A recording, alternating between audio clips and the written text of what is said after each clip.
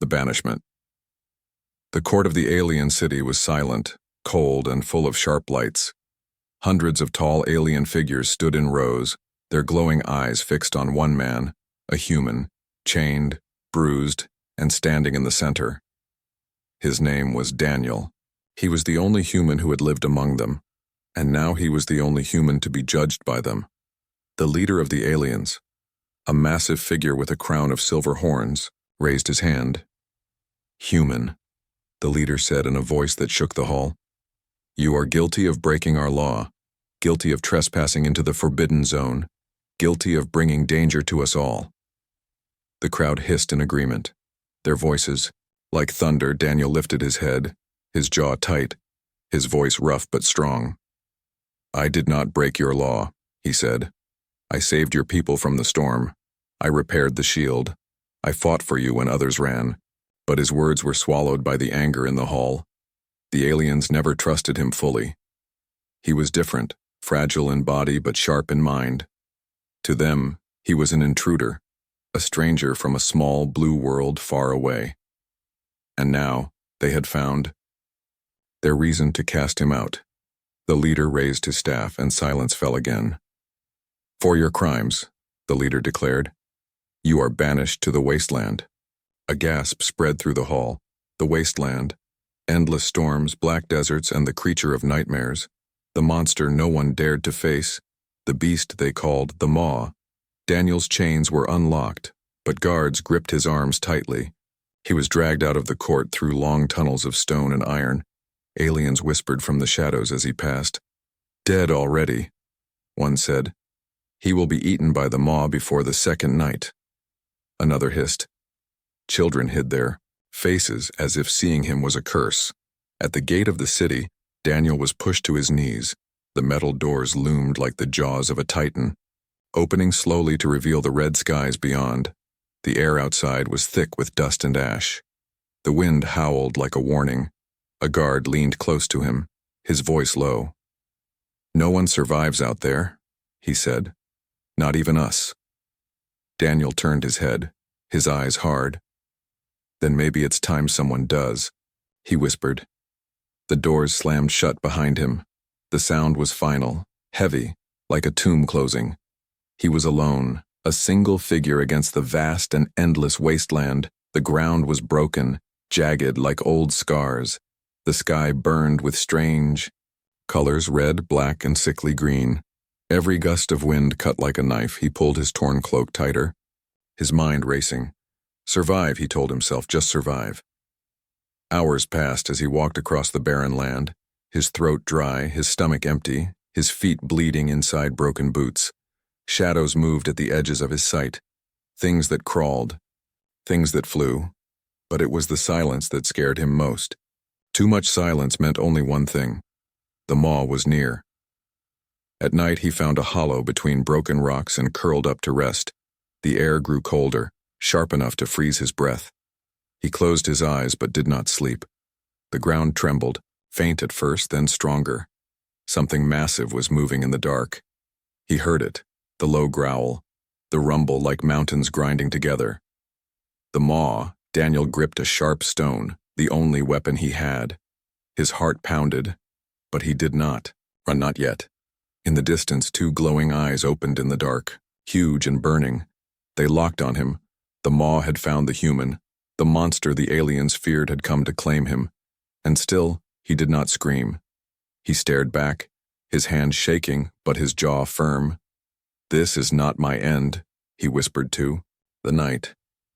"If death is waiting, then I will face it standing." The eyes blinked once, slow and heavy. Then the darkness swallowed them again. The Maw did not strike that night.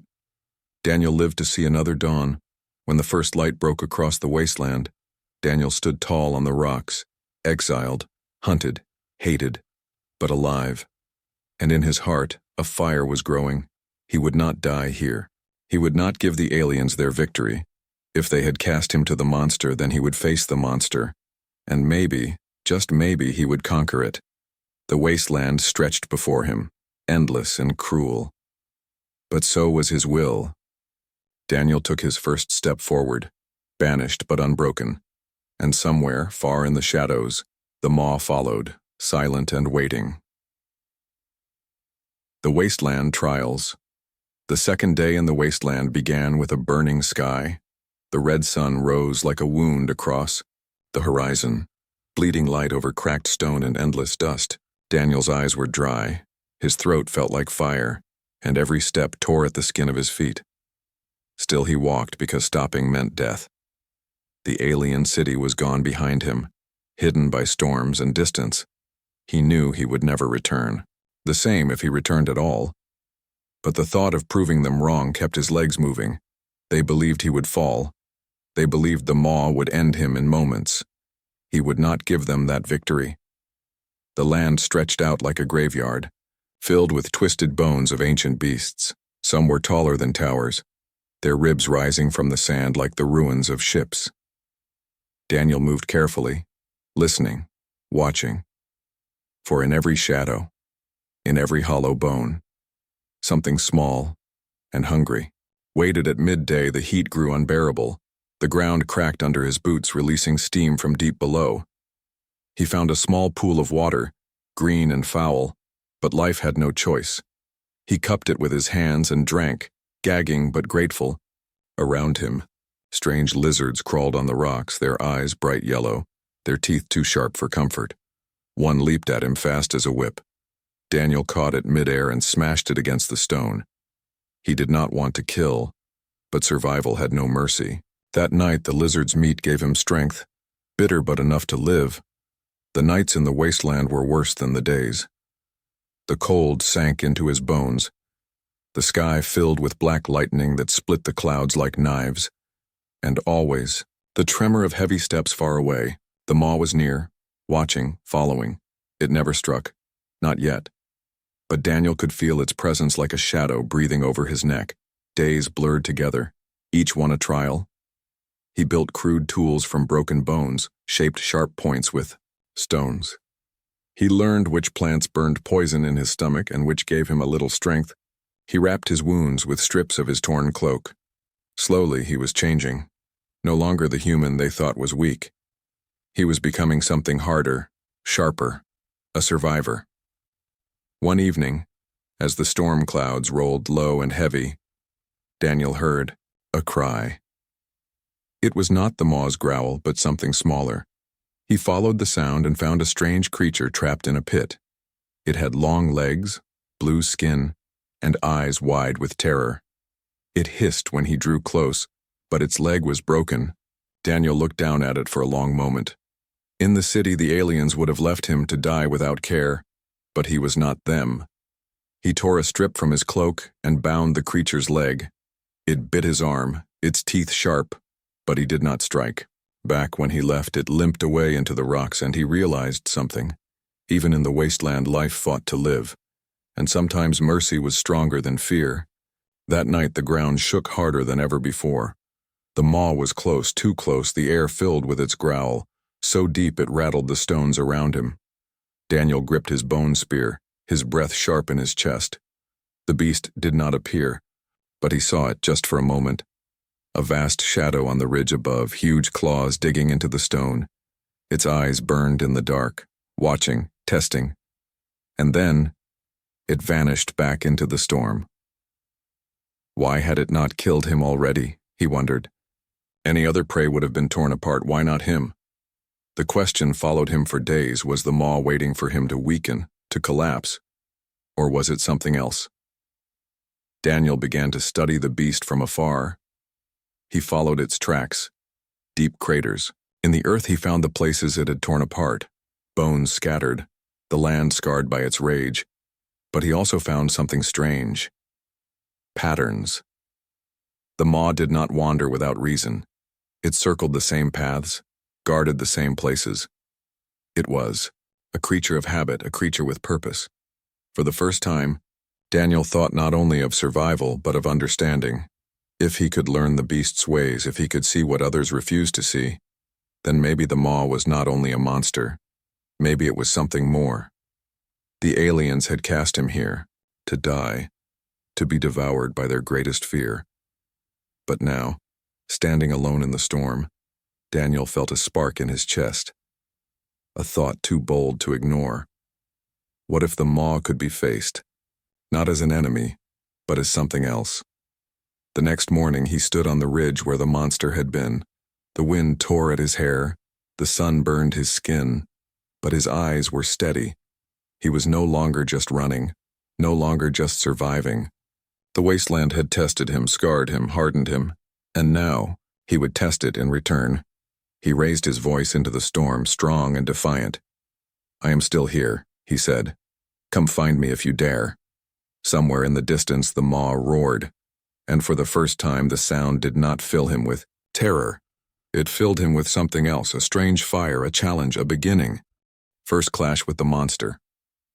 The third week in the wasteland began with fire in the sky. Storms rolled across the horizon, tearing the heavens with black lightning. Daniel stood on a ridge, his bone spear in his hand, his eyes fixed on the land below. For days he had followed the tracks, deep scars pressed into the earth by massive claws. The maw was close, closer than ever, and today he knew there would be no escape. The wind carried a sound that froze the air, a roar, not of hunger, but of dominance. The ground shook beneath, his boots as stones rattled down the ridge. Daniel gripped his spear tighter, his heart pounding. He had faced storms, hunger, poison, and fear. But nothing compared to this moment, the first true meeting with the monster. From the mist of the storm, the beast appeared. Its size dwarfed anything Daniel had imagined. Its body was covered in black scales that shimmered like metal. Its mouth stretched wide, filled with teeth. Longer than swords, its eyes burned with a pale green fire, locking on him with a gaze that pierced bone. For a moment, Daniel could not move. The creature was not just an animal. It was terror made flesh. The maw lowered its head, the earth trembling beneath its weight, and then it charged. Daniel leaped aside as the ground split open where he had stood. The maw's claw gouged deep into the stone, sending shards flying. He rolled, dirt filling his lungs, his spear still in his hand. The monster roared, the sound shaking the sky. Daniel rose, his legs weak but his spirit burning. He had to fight, not to win but to live. He thrust his spear as the maw lunged, the bone tip scraping across its scales with a sound like steel. The spear snapped in half, useless. The monster's jaws snapped shut inches from his body, the heat of its breath burning his skin. Daniel stumbled back, grabbing sharp rocks from the ground, hurling them with desperate force. The stones cracked against its head, making it blink, making it pause for just a moment. That moment saved him. The beast reared back, its shadow covering him, its roar echoing for miles. And then, something unexpected happened. The maw stopped. Its glowing eyes narrowed, staring not with rage but with something else, curiosity. Daniel froze, his chest heaving, his body ready to break. He expected claws. He expected death. But the monster only stood there, watching him. For a long breath, the two locked eyes, and in that silence, Daniel felt something strange. The maw was testing him, not killing him. It could have ended him with a single strike. But it didn't. The storm grew heavier, rain of ash falling like snow. The maw stepped back, slow and deliberate, its massive tail cut deep lines in the dirt, and then with a rumble that shook the air it turned and vanished into the storm. Daniel collapsed to his knees, the broken spear still in his hand. His body shook from exhaustion. His ears rang from the roars. He was alive. He had faced the monster and lived. But more than that, he had seen something no alien had ever dared to see. The maw was not just a beast, it was something greater. That night, as the storm raged and lightning carved the sky, Daniel sat in a hollow of stone. He thought about what he had seen in the creature's eyes. Not mindless hunger, not endless rage, but thought, reason, maybe even a spark of recognition. The aliens had called it a curse, a demon born from their nightmares. But what if they were wrong? What if fear had blinded them to the truth? Daniel clenched his fists, his voice low, but steady. "I will not run from you," he whispered into the night. "If you want me dead, you will have to finish it yourself." His words were carried away by the storm, but he meant every one of them. The next morning, he followed the trail of the beast. The tracks were easy to see. each step like a crater in the ground. His body ached. His wounds burned, but his will was unbroken. The maw had spared him once, and that meant something. It meant there was a chance, however small, to turn fear into something else. As the sun rose, Daniel stood at the edge of a canyon where the tracks disappeared into darkness. The air was thick with the smell of ash and the echo of growls from below. He knew the maw was there, waiting. Every instinct told him to turn back, to survive another day, but his heart pulled him forward because survival was no longer enough. He had to understand. Daniel took a breath, his eyes steady. The wasteland had tested him, the maw had spared him. Now came the true trial. To face the beast not as prey, not as an enemy, but as something more. He stepped into the canyon, the shadows swallowing him. Whole and far ahead, two glowing eyes opened in the dark. The maw was waiting. The bond begins. The canyon was deep and narrow, the walls rising like towers of stone. Darkness filled the path ahead. Broken only by the faint glow of green eyes, Daniel moved slowly, his breath steady but his heart heavy. Every step echoed. Every sound seemed too loud in the silence. The maw was there, waiting, not attacking, not retreating, just watching. He stopped a few paces from the glowing eyes, his broken spear in hand. "I am not here to die," he whispered, his voice carried by the canyon wind. The beast tilted its massive head, its scales scraping the rock, its growl rolled through the ground, a sound so deep it made Daniel's chest tighten. But still it did not strike. Daniel lowered his weapon and slowly knelt. He pressed his hand against the dirt, a gesture of peace. The maw blinked, its breath heavy, its claws digging into stone. Daniel picked up a piece of dried meat from his pouch. It was all he had saved from his hunt days before. With a trembling hand, he placed it on the ground and stepped back. The beast lowered its head, sniffing, the sound like thunder in the canyon. It sniffed again, its hot breath sweeping over the dust. Then with a sudden snap, its jaws closed around the offering. The ground shook as it swallowed, its glowing eyes turning back to him. Daniel held his breath, waiting. But instead of lunging, the maw sat back on its massive haunches, like a king, on a throne of stone. The next day, Daniel returned. He hunted small creatures with stones and sharp bone. He left their meat at the edge of the canyon, and once again the maw came, sniffed, ate, and watched him with unblinking eyes. Days passed this way. Each time the distance between them grew shorter. Each time Daniel stayed a little longer, speaking softly. "You are not my enemy," he said. "They fear you, but maybe they don't understand." The beast never answered, but its silence carried weight. It began to follow him when he left, keeping to the shadows. Sometimes he felt its presence behind the rocks. Sometimes he saw its glowing eyes at night. The maw was always near, and yet it never struck. One evening, while Daniel gathered wood, a pack of smaller creatures attacked. They were lean, fast, with sharp claws and long tongues that dripped venom. Daniel fought with his stone blade, striking, one then another. But there were too many, their screeches filled the air. One leaped onto his back. Its fangs sinking deep into his shoulder, Daniel cried out, blood spilling down his arm. Then the ground split with a roar. The maw burst from the shadows like a storm. Its jaws snapped shut on two creatures at once, crushing them with a single bite. Its tail swept across the ground, smashing the others into the canyon walls. The survivors fled screeching, their bodies broken. Daniel fell to his knees, his vision fading. The maw towered above him, blood dripping from its teeth. For a moment he thought it would finish him too, but instead it lowered its head and nudged him gently, like a predator showing care to a wounded cub. Daniel pressed his hand against its massive snout. The scales were cold and rough, but beneath them he felt life, power, strength. "You saved me," he whispered, his voice weak but filled with awe. The beast blinked, a slow, heavy motion. Then it lay down beside him, its body curling around him like a wall. That night, for the first time in weeks, Daniel slept without fear. When morning came, the bond was no longer just in his heart. It was real, alive, tested in blood and danger. The maw walked beside him now, Not close enough to touch, but close enough to protect. It no longer saw him as prey. It saw him as something else, something it chose not to destroy. Daniel gave the creature a name, spoken softly under the red sky. Titan, he said. You are more than fear, more than death. You are Titan.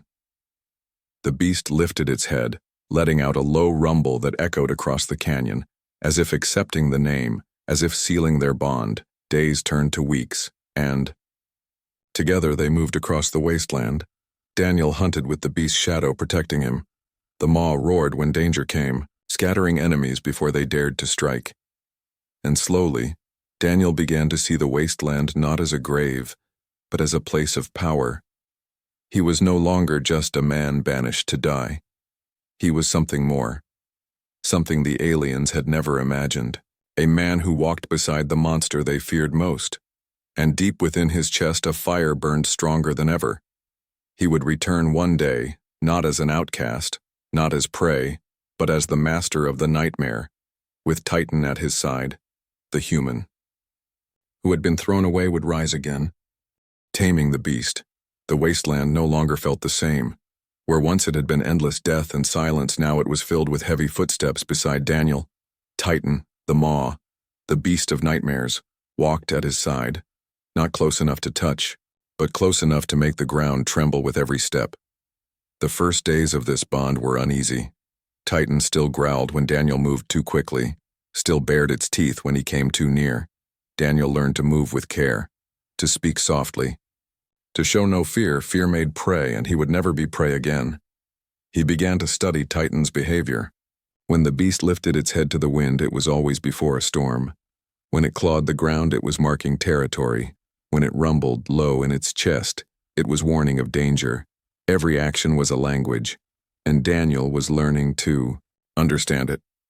One afternoon, as the red sun dipped behind jagged cliffs, Daniel decided to test the bond.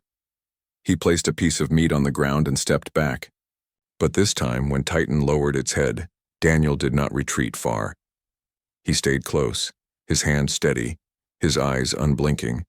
The beast's breath washed over him, hot and sharp. It snapped the meat up, its jaws closing with a sound like thunder. For a moment, its eyes locked on him, testing. Daniel slowly raised his hand and touched the side of its snout. The scales were rough, cold, but alive. Titan did not move. For the first time, it allowed his touch. Day by day, their bond grew deeper. Daniel spoke often, not because the beast understood words, but because his voice carried trust. You and I are not enemies, he said. We are both cast out, both feared, but together, we are strong. Titan would tilt its head, listening, its eyes glowing in the dim light. It was no longer just a monster. It was a companion, a guardian, a force that chose him. The wasteland became less dangerous with Titan beside him. Smaller predators scattered at the sound of its roar. Storms no longer scared him, because the beast always found shelter before. They struck, even hunger became easier. For Titan hunted larger creatures and left enough for him to survive. Daniel no longer lived alone. He lived with a partner, but taming a beast of fear was not without challenge. One night, Titan grew restless, pacing, growling, snapping at the air. Daniel followed its gaze and saw shadows moving along the ridge. It was a hunting party, aliens from the city, armored and armed with spears of fire. They had come searching, not for him, but for the maw, their greatest enemy, their legend of fear. Titan roared. Shaking the stones loose from the canyon walls, the aliens froze in terror, some dropping their weapons, some fleeing immediately, but others, braver or more foolish, launched their spears. One struck Titan's flank, burning through its scales. The beast bellowed in rage, lunging forward, tearing through their ranks like paper. Daniel shouted, his voice breaking through the chaos, "Titan, stop, stop!" The beast froze mid-strike, its claws dripping blood, its eyes blazing with fury. But slowly, it turned its head toward Daniel. It rumbled, low and confused, but it did not finish the kill. The few survivors fled screaming into the storm, their voices carried far into the night. Daniel stepped forward, placing his hand against the wounded scales. "You listen to me," he whispered. Filling his voice, Titan huffed, its breath heavy. Its body trembling from the wound, Daniel tore strips from his cloak, pressing them against the bleeding flesh. The beast winced but did not strike. For the first time, it allowed him to heal it. From that moment, Daniel knew the truth. He was no longer just surviving beside Titan. He was leading it, guiding it. The beast could destroy armies, but it chose to obey him. The monster of fear was no longer untamed, it was becoming his. Days passed and the bond grew unbreakable. When Titan hunted, it brought food to him. When Daniel walked, it followed without question. When storms came, they faced them together. He spoke its name often, and each time the beast responded, the aliens had banished him to die. Instead, he had forged an alliance stronger than any weapon they had. One night, as firestorms lit the horizon, Daniel climbed onto Titan's back. At first the beast growled and shifted, but then it stood tall, its body steady beneath him. From its shoulders he could see the endless wasteland stretching forever. And for the first time he felt not small, not weak. He felt powerful, untouchable. The man they had cast out was now riding the monster they feared. He leaned forward, his hand gripping the rough scales. "We will return one day, Titan," he said, his voice like steel. "They will see what they tried to destroy, and they will bow or break." The beast roared, the sound echoing across the wasteland, shaking the stars themselves. It was not just a roar of rage. It was a roar of unity, of bond, the bond of man and monster. And so, the legend began, not of a beast that ruled the wasteland, but of a human who tamed it. The return weeks turned into months, and the bond between man and beast grew unshakable. Daniel was no longer the broken prisoner thrown into the wasteland to die. He was a survivor, a hunter, a rider of the nightmare. Titan, the maw, no longer stalked him as prey. It carried him as a companion, a master, a chosen one. Together, they crossed storms that swallowed whole mountains. Together they shattered packs of predators that had once been death itself. Daniel's body was scarred, but his eyes burned brighter than ever, and in his heart, the fire of vengeance never faded. He had been cast out by the aliens as worthless, but now he was stronger than all of them. One morning, as the red sun rose over the black horizon, Daniel climbed to the highest ridge. From there, far in the distance, he saw the silver towers of the alien city, the place that had banished him, the place that had called him guilty. The sight filled him with a storm of emotion, memories of chains, of scorn, of doors slamming shut, but also the burning hunger to prove them wrong. He turned to Titan, who stood like a living mountain at his side. The beast's scales shimmered with scars from countless battles. Its glowing eyes burned steady and strong. Daniel placed his hand on its snout. "It is time," he whispered. Titan rumbled in answer, its breath shaking the rocks beneath them. The beast lowered itself, and Daniel climbed onto its back. The ground quaked as Titan rose, carrying him higher than any wall or tower. The march toward the city was like thunder. Every step of the beast sent tremors racing across the desert. Storms parted around them as if the land itself feared their return. Daniel's cloak tore in the wind, his hair whipped across his face. But his eyes never left the distant towers. The city that once spit him out would now face the truth. On the edge of the city walls, guards spotted the shadow. At first, they laughed, thinking it was only another storm. But then, they saw the glowing eyes in the darkness. They saw the size, the claws, the teeth, and then they saw the figure on its back. A human, alive, unbroken, riding the beast they had feared for generations. Panic spread across the walls. "Impossible," one cried. "The maw is untamable." Another shouted, "But he rides it, he commands it," whispered another in terror. The alarms rang through the city, bells of warning, voices of fear. Crowds gathered in the streets staring at the sight. The human they had banished had returned, not alone, not broken, but greater than their wildest nightmares. Titan roared, a sound so powerful it shattered glass in the towers. The walls shook, soldiers dropped their weapons, mothers clutched their children. and Daniel sat tall on its back, his voice cutting through the chaos. "You cast me into death," he shouted, "but death bowed before me. You feared this beast," his hand pressed against Titan's scales, "and now it is mine. You called me weak, but I returned stronger than any of you." The leader of the aliens, the horned figure who had once judged him, stepped forward to the wall. His silver crown gleamed, but his face was pale with fear. "Human," he called, his voice trembling. "What have you done? What have you become?" Daniel's eyes burned. Like fire, his words sharp as blades. "I became what you feared most. Not your prey, not your victim, but the master of the wasteland." Titan's roar shook the earth again, cracks tearing through the ground. The city itself seemed to tremble under its power. Some aliens fell to their knees, bowing, crying out in awe. Others screamed in anger, demanding soldiers strike. But no soldier moved, for none dared face the beast, none dared face the man who commanded it. Daniel raised his hand and Titan stilled, its glowing eyes fixed on the trembling walls. The silence that followed was heavier than the roar. Every alien in the city knew the truth. The man they had cast away had returned, and he was no longer theirs to judge. Daniel's voice carried across the city, strong and unbroken. "I did not come to beg. I did not come to bow. I came to show you the truth. You feared the wasteland. You feared the Maw, you feared me, but fear is not the end. Fear can be tamed, fear can be mastered." He lifted his face to the burning sky, his words striking like thunder. "I am Daniel, the human you tried to erase, and today you will see I am stronger than all your fear combined."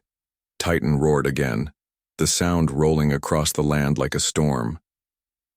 The towers of the alien city shook, hearts trembled, and history changed forever, for in that moment the banished man stood as legend and the monster of nightmares stood at his side. Judgment reversed. The city trembled under the shadow of Titan. Its towers gleamed silver in the fading sun, but fear had spread like fire through every street. The alien people pressed against each other, whispering in terror, pointing to the beast that had haunted their nightmares, and at its back sat the human they had thrown away, the one they believed would never return. Daniel sat tall, his eyes fixed on the council hall, where judgment had once been passed against him. He remembered the chains biting into his wrists, the jeering crowd, the heavy doors closing behind him. They had believed him weak, fragile, destined for death. Now they saw the truth, and it broke the lies they had built. Titan shifted, its claws tearing deep scars into the earth, its chest rumbling like thunder. One more roar and the city walls themselves would shatter. Soldiers lined the battlements, their weapons glowing, but none dared fire. Even the bravest among them trembled, for they knew one strike would mean their end. From the balcony above, the alien leader stepped forward. His crown of silver horns caught the last light of day, but his face was pale, his voice uncertain. "Human," he called, "you return not as one of us, but as something else, something dangerous. Why have you come back?" Daniel's voice rose, carried by the wind so all could hear. "I return for truth," he shouted. "I return for judgment." The crowd hushed, thousands of eyes locked on him. "You cast me to die, but I did not die." His hand pressed against Titan's scales. "You sent me to fear, but fear bowed before me. I am no longer your prisoner, no longer your outcast. I am proof that your laws are blind, your fear is weakness." The leader tried to stand tall, but his voice shook. "You cannot tame the Maw. No one can. It is a demon. It will destroy you as it destroys all." Daniel leaned forward, his eyes burning. "Look at me," he thundered. "Does this beast destroy me? Does it strike me down? No. It stands with me, because I faced it without fear." Titan roared, the sound so loud that windows shattered across the city. Aliens fell to their knees, covering their ears, crying out in terror. Some began to chant, voices rising in awe. The human lives, the human commands the Maw. The fear that once condemned him now became belief. Daniel raised his hand and Titan stilled, its eyes glowing bright, his voice carried across the trembling city. "You feared what you did not understand. You condemned what you did not control. You called me weak, yet I returned stronger than all of you. You called Titan a monster, yet you never tried to see beyond the fear, but I did, and now it is mine. The leader's jaw tightened, his pride crumbling before the truth, but even in fear he tried one last time. You are still human, he spat. Fragile, short-lived, unworthy. You cannot rule here. Daniel's laughter rang across the walls, hard and sharp. Fragile, yes, but fragile things endure when stone crumbles. Weak, yes, but weakness turns to strength when tested in fire. I am more worthy than you will ever be, the people below shouted, some in fear, some in awe, some in rising defiance against their own rulers. The council members whispered to each other, doubt spreading like cracks in stone, for they saw what their leader refused to see. The human had survived what none of them could. He had tamed what none of them dared face. Daniel raised his voice again, his words striking like iron. You judged me guilty, but today, I judge you. You feared me, but today, you will fear yourselves. You exiled me to death, but I returned with life beside me, stronger than death itself. Titan roared, its tail smashing into the ground, sending shockwaves that toppled statues and split stone. The people screamed, but their screams turned to chants. The human, the maw obeys the human. The sound rolled through the streets, echoing louder than the bells of fear. The leader's crown slipped from his head as he fell to his knees. Defeat covered him like a shroud, his power broken by the sight before him. For no weapon, no army, no wall could erase the truth standing at the gates. The banished man had returned, not as prey, not as victim, but as legend. Daniel raised both hands, his voice final. Your judgment cast me to die, but I lived, I conquered, and I return not as your prisoner, not as your slave, but as your reckoning. Titan reared back, roaring into the blood-red sky. The sound shook the heavens, shook the earth, shook the very soul of the city. And in that moment, the judgment was reversed. The aliens bowed not by command but by fear and awe. The man they had thrown away now stood above them all. The human and the monster together had broken the chains of fear forever.